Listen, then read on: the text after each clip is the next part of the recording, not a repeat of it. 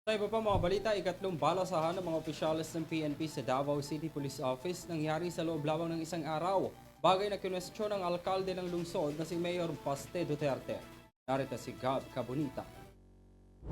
Inalaga na bilang Acting Chief ng Davao City Police Office o DCPO si Police Colonel Hansel Marantan, ang parehong pulis na sangkot umano sa rob-out case sa Atimonan, Quezon noong 2013. Ang appointment ni Marantan noong Miyerkules ay naging pangatlong beses na nagbago sa pamunuan ng DCPO sa isang araw.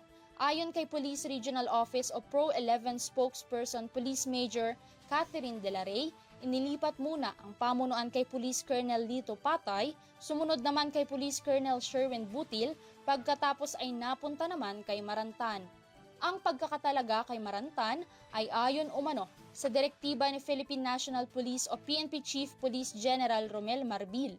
Matatandaang natanggal sa serbisyo si Marantan noong Abril 2014 kasama ang 12 pang pulis, kaugnay ng umano'y Atimonan rob-out noong Enero 2013.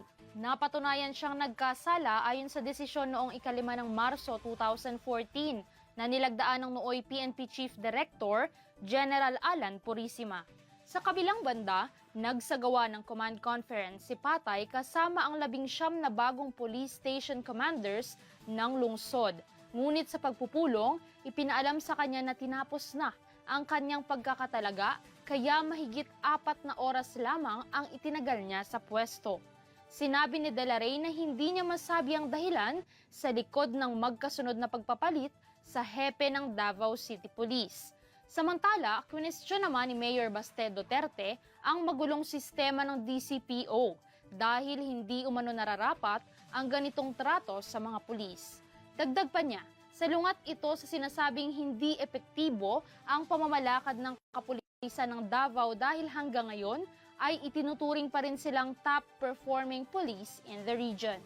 Nilinaw naman ni PNP spokesperson Colonel Jean Fajardo na ang mga desisyong ginagawa ng DCPO ay para sa ikabubuti ng lungsod. Because when the new regional director assumed as the regional director of Police Regional Office 11 ay nag-ikot po siya sa mga stations, may mga nakita po siya na mga discrepancies in terms of the crime statistics. So these are now under investigation.